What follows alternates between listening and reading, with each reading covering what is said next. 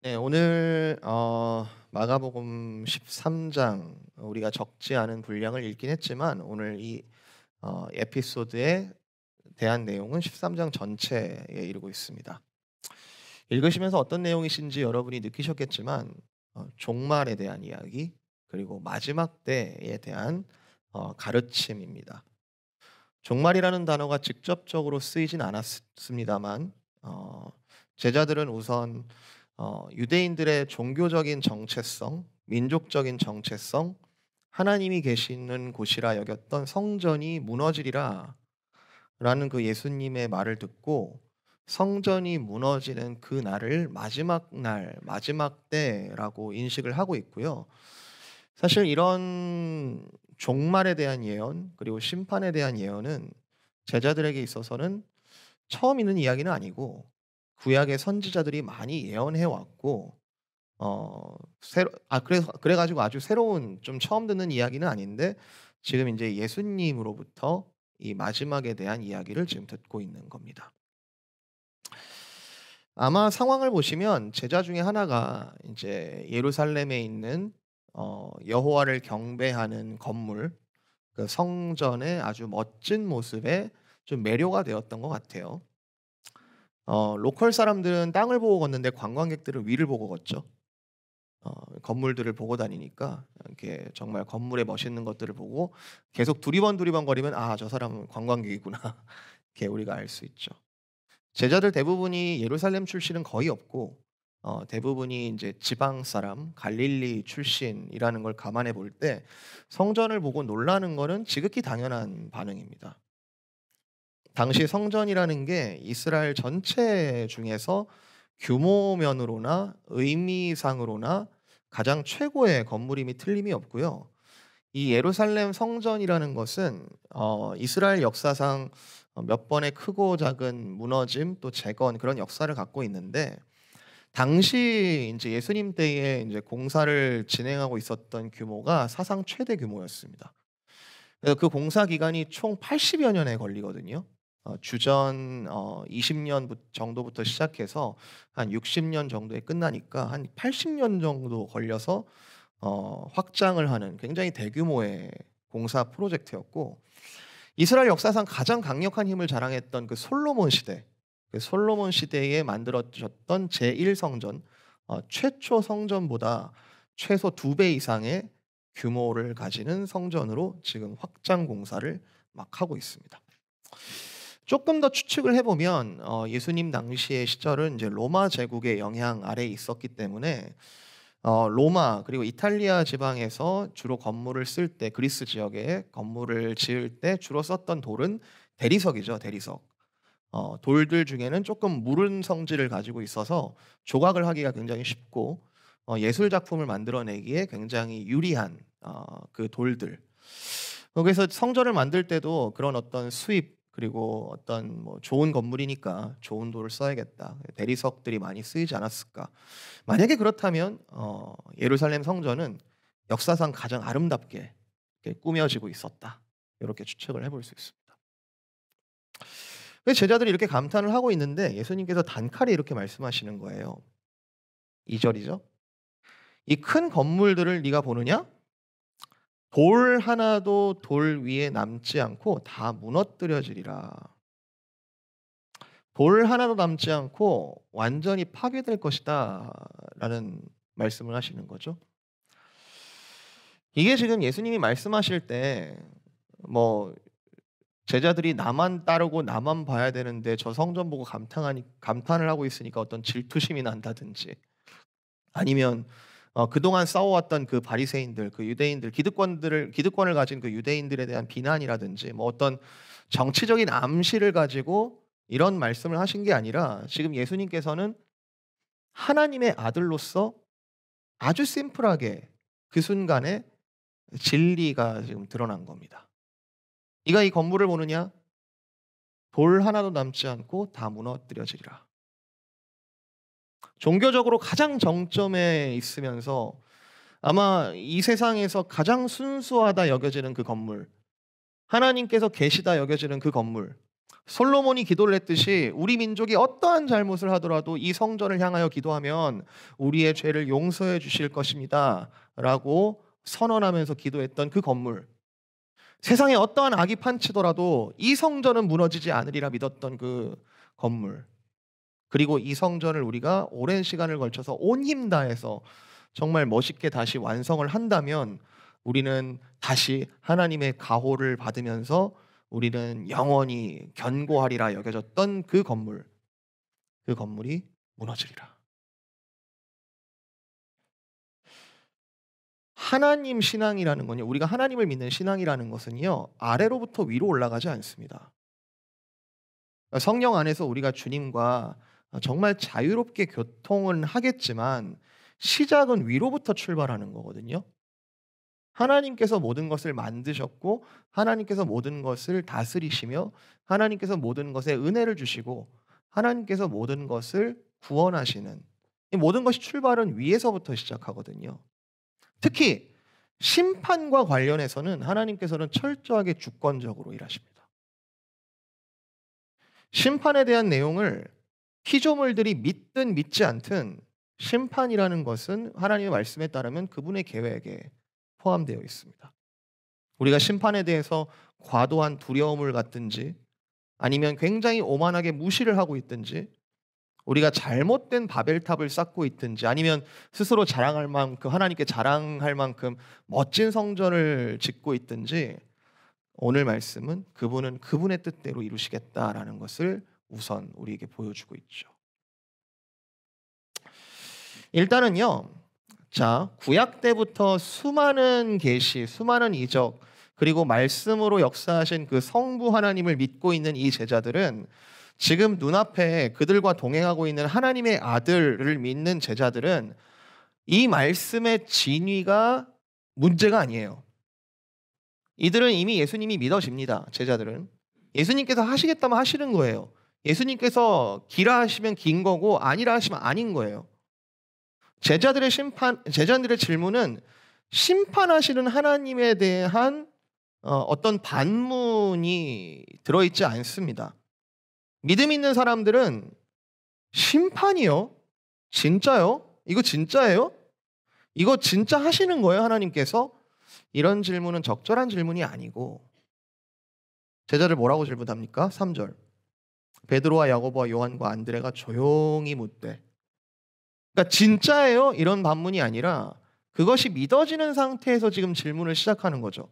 굉장히 심각하고 진지하게 지금 질문을 시작하는 거죠.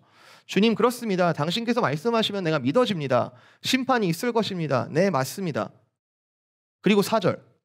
우리에게 이르소서, 어느 때에 이런 일이 있겠사오며 이 모든 일이 이루어지려 할 때에 어떤 징조가 있겠습니까? 예수님 말씀해 주십시오. 심판이 이루어질 거 믿습니다. 근데 1번, 어느 때에 이런 일이 일어나겠습니까? 2번, 그리고 그때에 어떤 징조가 있을 것이라 우리가 알 수 있겠습니까? 여러분, 이 질문 잘 생각해 보세요. 이 두 가지 질문. 예수님, 어느 때에 이루어지겠습니까? 그리고 그때에 어떤 징조가 있겠습니까? 여러분, 제자들이 왜 이 질문을 하는 걸까요? 제자들이 왜 이 질문을 하는 걸까요? 종말에 대해서 뭐 연구를 하고 있어서? 종말에 대해서 흥미로워서? 종말에 대해서 뭔가 뭐 페이퍼를 쓰고 있어서? 아니면 뭐 내가 그동안 고민했던 그런 문제이기 때문에. 제자들이 왜 이런 질문을 하는 걸까요? 다시 말하면 이 제자들의 감정 상태를 고려할 때 이 때와 징조를 묻는 이 질문 뒤에 있는, 그 비하인드에 있는 진짜 질문이 뭘까요? 여러분 한번 생각해 보세요. 여러분에게 예수님께서 심판이 있을 것이다 라고 질문할 때 여러분이 때와 징조를 묻는다면 그 속마음은 무엇이겠습니까? 저는 이 때와 징조에 대한 예수님의 대답의 어떤 구체적인 내용을 보기 전에 저는 이 부분이 굉장히 중요하다고 생각하는데요. 저는 제자들의 어떤 때와 징조에 대한 질문 뒤에 있는 진짜 질문은, 심판이 올 때 저희가 정말 하나님의 심판 앞에서 구원을 받을 수 있겠습니까? 그런 근본적인 질문이 때와 징조를 묻는 질문으로 구체화되었다라고 저는 생각합니다. 주님, 그 심판을 제가 믿어지는데요. 제가 그때에 피할 수 있겠습니까? 제가 구원을 받을 수 있겠습니까? 그때가 언제입니까? 그때 어떤 일이 일어나겠습니까? 제가 그때가 언제인지 몰라서 심판을 당하면 어떡합니까? 그때가 가까이 오는 징조를 제가 못 보고 놓쳐버려서 심판을 당하면 어떡합니까? 지금 그 두 가지 질문에 대한 예수님의 대답을 분석해 보면 예수님께서 동문서답을 하지 않으시고 제자들의 그 두 가지 질문에 정확하게 대답을 하시거든요. 5절부터 27절까지의 내용이 징조에 대한 대답이세요. 징조에 대한 대답. 그리고 읽지 않았지만 28절 이하의 말씀은 때에 대한 질문의 대답입니다. 정확하게 대답을 하시는데, 아니, 모든 것을 아시는 예수님께서 바리새인들이 어떤 어리석은 질문을 해도 그 본질을 꿰뚫으시고, 그리고 어떤 어리석은 우둔한 질문을 해도 그 본질적인 대답을 하시는 예수님께서 이 제자들의 속마음 하나 모르실까요? 지금 때와 징조를 물어보고 있지만 혹시 내가 그때를 못 알아차려서 심판을 당할까 봐 벌벌 떠는 그 제자들의 속마음을 예수님께서 모르실까요? 근데 23장 전체를 얼핏 보면 예수님은 제자들이 질문한 거에 더도 말고 덜도 말고 딱 징조에 대해서만, 딱 때에 대해서만, 그 물어본 거에만 대답을 해주신 것으로 보여지는데, 저는 예수님이 제자들의 이 진짜 질문에 대해서 대답을 하지 않으신 것에도 이유가 있다고 생각합니다. 예수님은 어떤 분이시냐면요, 그분은 말씀을 하지 않으실 때도 메시지가 되시는 분이에요. 예수님이 왜 제자들의 진짜 질문, 우리가 구원받을 수 있겠습니까? 그때에? 라는 그 질문에 대답을 왜 안 하시냐? 예수님에 있어서 제자들의 구원 여부는요, 마지막 때가 오더라도 흔들 수 없는 것이기 때문에 그래요.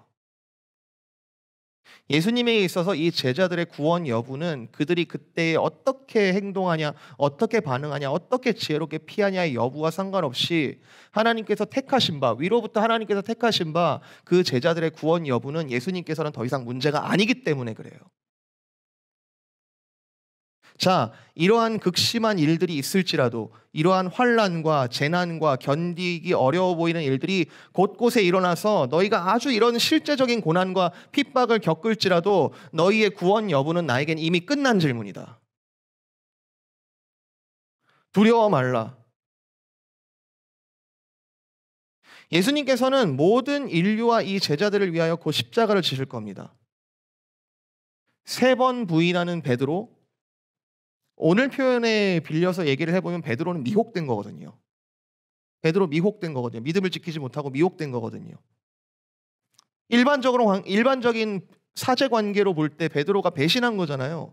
용서하기 어려운 그 베드로조차도 다시 부르셔서 교회의 반석으로 삼으시는, 내가 너를 끝까지 구원하리라. 베드로하고 크게 다를 바가 없는 11제자들. 그런데 그들 모두가 예수님의 은혜로 말 그대로 십자가 사건 이후에 정말 말 그대로 구원을 받습니다. 그 증거로 사도행전 2장에 약속하실 성령이 임하잖아요. 사실 제가 아주 극단적으로 표현하면 오늘 이 재난에 대한 이 제자들의 질문은 예수님 편에서 볼 때에는 굳이 대답할 필요가 없는 부가적인 질문이라는 생각까지 들어요. 예수님 편에서는요. 예수님의 때와 징조를 혹시 모른다 하더라도 예수님을 믿는 믿음 안에서는 그 구원은 어느 누구도 빼앗을 수가 없는 것이고 흔들 수 없는 하나님 편에서의 액션이기 때문에 하나님의 주권이라는 차원에서 보면 사실 예수 믿으면 걱정 없는 거 아닙니까? 맞아요? 예수 믿으면 걱정 없는 거 아닙니까? 나는 구원 열차 올라타고서 하늘나라 가지요. 그 노래 아세요? 죄악역 벗어나 달려가다가 다시 내리지 않죠. 차표 필요 없어요. 주님 차장 되시니 나는 염려 없어요. 나는 구원 열차 올라타고서 하늘나라 가지요. 즉 이 종말에 대한 예수님의 말씀들은요, 종말의 시간이 가까워 갈수록 하나님을 대적하는 사탄의 최후 발악의 강도가 아주 극에 달한다 하더라도 믿음과 사랑과 소망을 주시는 예수님의 사랑이 담긴 그런 말씀인 거죠. 이게 우리를 두렵게 하는 말씀일까요? 아니요. 우리를 안심시키시는 말씀이라는 겁니다. 어두운 길을 불 하나 없이 가면 무섭잖아요. 두렵잖아요. 어린애들은 더 그렇잖아요. 그런데 여기에 뭐가 있다. 가는 길에 이런 징조가 있을 것이다. 여기에 뭐가 있다. 예수님께서 등불로 미리 밝혀주셔서 알려주시는 하나님의 사랑. 요한계시록도 마찬가지예요. 계시록은 성도에게 좌절과 무서움을 주는 책이 아니에요.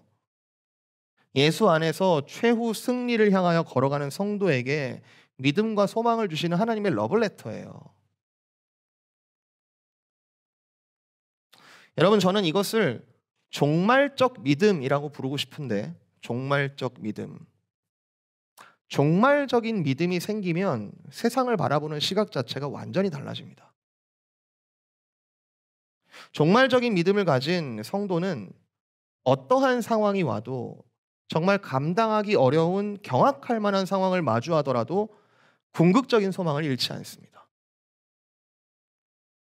종말적인 믿음을 가진 성도는 미래에 대해서 막연하지 않습니다. 하나님의 통치가 미래로부터 현재로 임하기 때문에 나의 가는 길에 대해서 구체적으로 하나님께 묻고 의지합니다.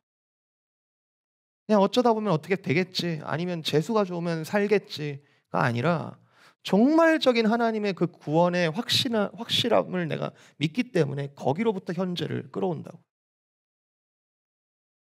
이게 미혹인지, 지금 내가 당한 일이 미혹인지, 이게 선한 일인지, 견뎌야 되는 건지, 피해야 되는 건지, 종말적인 믿음을 가진 자는 그것을 분별합니다. 여러분, 정말 여러분 알파와 오메가 되신다, 처음과 끝 되신다라는 그 예수 그리스도, 정말로 여러분을 사랑하셔서 세상 끝날까지 함께 있겠다라는 그 예수님 정말 믿어지십니까? 정말 믿고 계세요? 그분의 사랑이 느껴지세요? 최소한 그분에 대한 고마움, 감사함, 그리고 사랑을 여러분 갖고 계세요? 혹시 두려움 때문에 우리의 눈이 가리워진 것 아닙니까?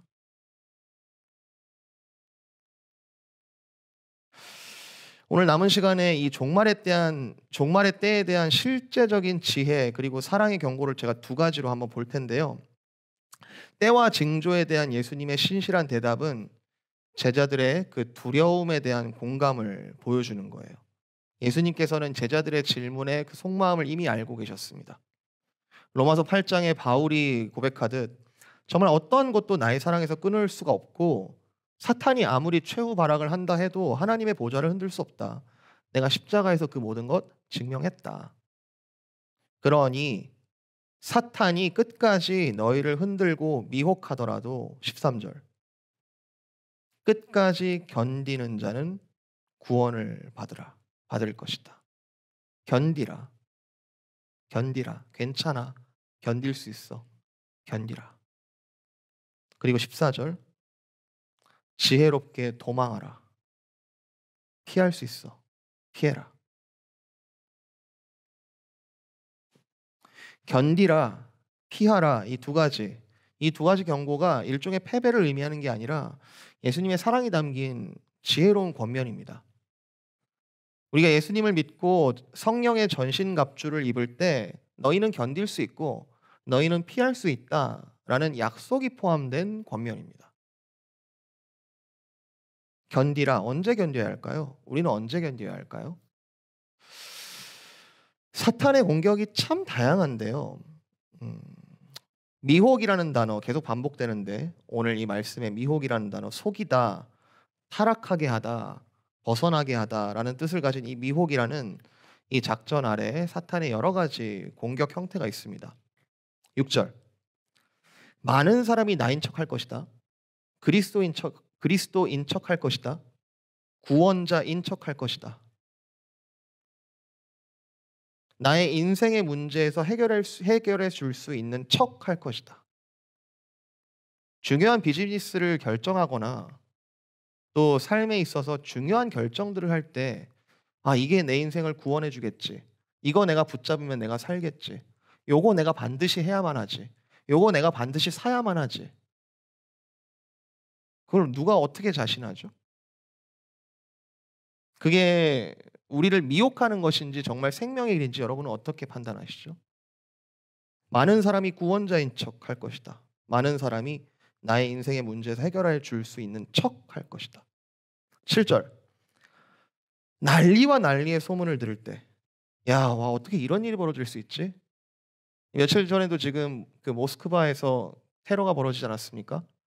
100명 이상 되는 사람들이 사상자가 났는데 어떻게 이런 일들이 이렇게 벌어지지? 정말 무섭다. 살기 무섭다. 진짜 말세인가? 끊임없이 놀람과 두려움을 주는 세상의 소식들. 8 절. 민족이 민족을 나라가 나라를 대적하여 일어나겠고 곳곳에 지진, 기근. 정말 전쟁의 소식들. 세계 3차 대전이 일어나지 않을까 항상 두려워하면서 핵무기는 어떻게 감축하자라는 그런 합의는 정말 말도 안 되게 무시되어지고 있고 지진과 기근과 여러 가지 자연재해들. 이 정도 되면은 우리가 지구가 멸망할 것이라는 공포, 환경 운동가들이 많이 경고하고 있는 이 정도면 지구가 멸망할 것이다라는 그 경고가 그런 공포 굉장히 공포스러운데도 불구하고 예수님께서는 이 모든 것이 재난의 시작이다. 여러분을 미혹하는 예들 무엇이 있습니까? 그때그때 내가 흔들리는 것들 무엇이 있습니까? 근데 예수님께서는 말씀하시는 거예요. 사실은 재난이 문제가 아니라 미혹이 문제다. 마지막 때까지 너희를 구원하는 거 너 끝까지 믿어. 끝까지 믿어. 사실은 재난이 문제가 아니라 미혹이 문제야. 가장 큰 미혹은 예수님을 포기하는 건데요. 9 절 너희는 스스로 조심하라. 사람들이 너희의 믿음을 흔들려고 여러 가지 너희들을 핍박할 것인데 모든 인류가 인정하든 인정하지 않든 마지막 날에 하나님의 최종 심판과 완성은 하나님을 인정하는 것, 하나님을 믿는다 하는 것, 하나님께 온전하게 경배하는 것을 다 포함하는데 그 날이 오기 전에 많은 이들이 너희가 예수를 믿는다고 할 때 핍박을 가할 것이다. 그것을 흔들려고 애를 쓸 것이다. 13 절. 그러나 끝까지 견디는 자, 나의 사랑 끝까지 견디는 자는 구원을 받으리라. 누리리라. 12절 같은 경우에는 거는 정말 생각하고 싶지 않을 정도예요. 12절. 가족. 본성적으로 가족은 믿어야 되잖아요. 믿어지는 관계잖아요. 본성적으로 가장 믿어야 할 가족의 기본 관계조차도 파괴될 정도의 대혼란이 오더라도 끝까지 견디라. 혼자 견디라고는 안 했습니다. 혼자 알아서 힘내 가지고 견디라고는 안 하시고 11절 보시면 사실 약속이 주어져 있죠. 그런 핍박과 고난과 재난이 있을 때에 너희 힘으로 견딜 수 있는 것이 아니라 너희에게 할 말을 넣어 주시고 그리고 너에게 힘을 주시는 분은 성령, 성령을 너에게 부어 주리니 너희는 끝까지 견디라. 사실은 견디라라는 명령 쪽보다는 견딜 수 있다라는 하나님 편의 확신이죠. 제가 믿는 건요. 제가 믿는 건 이런 이야기들을 읽어 나갈 때 일단 우리 모두에게 '아 이걸 내가 어떻게 견뎌? 이걸 내가 어떻게 견디지? 견딜 수 있을까?' 그런 생각이 든다는 것은 아주 자연스러운 반응이라고 저는 생각해요. 저도 그렇습니다. 제가 목사이지만 저 또한 생각지 않은 미혹에 마주할 때가 많이 있습니다. 이때 어떻게 해야 되지? 이때 내가 어떻게 이길 수 있지? 그런데 지금 이 말씀을 우리가 읽고 있을 때 지금 우리가 믿어야 되는 건 뭐냐 하면 우리의 두려움, 우리의 생각, 우리의 반응, 우리의 의지보다도 예수님의 약속이 무조건 더 크시다는 거예요. 여러분 이걸 믿으셔야 돼요. 미혹, 재난, 지금 여러 가지 우리가 열거를 하고 있지만 그리고 그런 소문과 소식들에 대한 우리의 반응, 자연스러운 반응들이 막 일어난다 하더라도 그것보다 더 크신 것은 예수님의 능력, 예수님의 말씀이라는 거예요. 우리는 그걸 믿는 겁니다.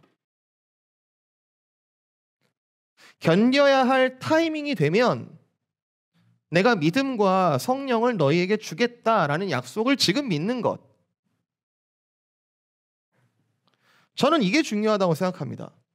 지금 다 일어나지 않을 상황에 대해서 지금 다 모두 막 마음을 정리해가지고 다 각오할 필요는 없어요. 또는 지금 다 일어나지 않는다고 경각심에 대해서도 다 버리는 그것도 문제가 있어요. 그저 우리에게 지금 필요한 것은 이런 일이 있을 것이다 말씀하신 예수님이 그대로 믿어지며 또한 그러나 그때 내가 너에게 성령을 부어줄 것이고 견디게 할 것이다, 피하게 할 것이다 라는 예수님의 약속을 지금 믿는 것. 전 이걸 종말적인 믿음이라고 말씀드리고 싶어요. 성령께서 견디게 할 것을, 그때 견디게 하실 것을 지금 믿는 것. 견디는 걸 포기하는 건 예수님의 구원을 의심하는 겁니다. 예수님께서 끝까지 구원하시고 살리실 것을 믿으면 견디는 게 당연합니다.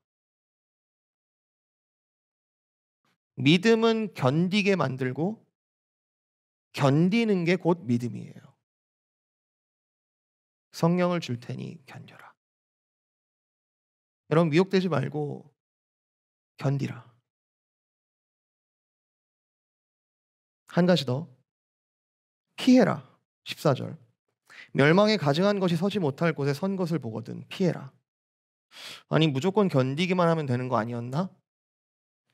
우리 안에 계시는 성령 하나님은 생각보다 더 유연하시고 자유로운 분이시고 우리보다 훨씬 지혜로운 분이신데 견뎌야 할 때도 있지만 피해야 할 때도 있다. 지금 재난의 강도가 점점 더 심해지고 있는데요. 14절 이하에 보면은 앞선 재난들이 다 종합적으로 모여요. 그리고 강도가 더 강해지고 그리고 더 종말의 때가 가까워질 그런 일어날 징조에 대해서 말을 하고 있는데 세상이 하나님을 향하여 직접적으로 대적하기 시작할 때 표면적으로는 정말 가증한 것이 서지 말아야 할 그곳에 서게 될 때에 그때 너희는 피하라. 사실 11절 이하의 내용들이 주의 자녀들이 핍박을 당하는 내용 아닙니까? 그 주의 자녀들이 핍박을 당한다는 것은 그 주님께서 모욕을 받으신다는 겁니다. 이미 가증한 상황이 시작된 건데요. 그때는 참을 수 없는 하나님의 진노, 내 자녀들을 건든, 내 자녀들을 미혹하는, 내 자녀들을 쓰러지게 만드는 것에 대한 하나님의 참을 수 없는 진노 또한 하늘로부터 새어나올 것이니 그때는 피하라. 혹시 이런 질문을 할 수도 있을 거예요. 아니 막말로 내가 피하다가 재수없게 죽을 수도 있지 않나? 내가 피하다가 잘못 피해서 발을 헛디뎌서 사고로 정말 잘못해서 나도 재앙을 하나님의 진노를 받을 수도 있는 거 아닌가? 여기에 대해서 제가 생각할 때 가장 적절한 비유는 출애굽의 10가지 재앙이에요. 출애굽 당시에 그 10가지 재앙을 애굽에게 하나님께서 퍼부으실 때에 말 그대로 이스라엘 백성들은 구별해 주셨습니다. 그 애굽을 심판하시는 그 10가지 재앙의 완벽한 하나님의 심판 속에서 애굽을 말 그대로 파멸하시는 하나님의 진노로부터 이스라엘은 세밀하게 보호를 받습니다. 구별하고 그때는 피하라. 그리고 마지막 재앙, 어린 양의 피로 내가 너희를 넘어갈 것이다. 뭐죠? 예수님의 십자가의 피가 얼마나 능력 있는지를 다시 한번 우리에게 알려주죠. 종말의 때 환난과 재앙 괜찮아. 견뎌. 괜찮아. 피할 수 있어. 오직 너희는 성령을 의지하라.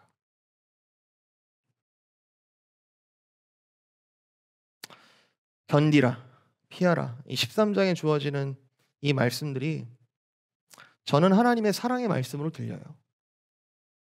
이 말씀이 없었다면 아주 오래 두려웠을 거예요.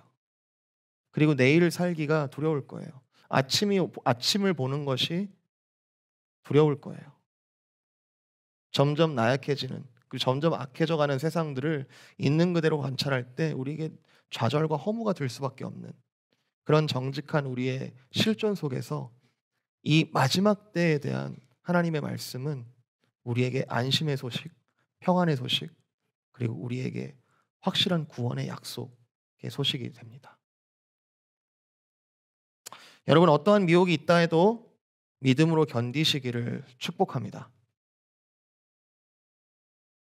내 힘으로가 아니라 성령을 주시겠다는 것을 여러분 믿으시고, 여러분 안에 이미 계시는 그 성령의 인도하심을 믿으시고, 지금은 내가 예라고 담대하게 대답하지 못할지라도 그 때가 되면 나에게 피하게 하실, 견디게 하실 그 성령님을 지금 여러분 인정하시고 믿으시기 바랍니다. 어떠한 미혹이 있다 해도, 가증한 미혹이 있을 때는 여러분 지혜롭게 피하시기를 축복합니다. 이번 한 주가 꼭 절기상 고난주간이라서가 아니라 우리가 사는 이 시기가 종말의 시간을 살고 있어요. 미혹의 시간을 살고 있지 않습니까? 여러분 자녀들 많이 걱정하시잖아요. 여러분 자녀뿐만 아니라 여러분의 세대가, 우리의 세대가 사실은 미혹의 시간들 아닙니까? 이때 여러분 오직 성령으로 주님께 지혜와 성령 충만함을 구하는 귀한 기간이 되셨으면 좋겠고요. 우리가 결코 놓칠 수 없는, 흔들 수 없는 진리는 예수님께서 십자가에서 승리하셨다는 것, 예수님께서 다시 사셨다는 것, 그리고 그게 우리의 영원한 소망이 된다는 것, 여러분 끝까지 붙잡고 나아가시는 귀한 한 주 되시기를 주님의 이름으로 축복드립니다.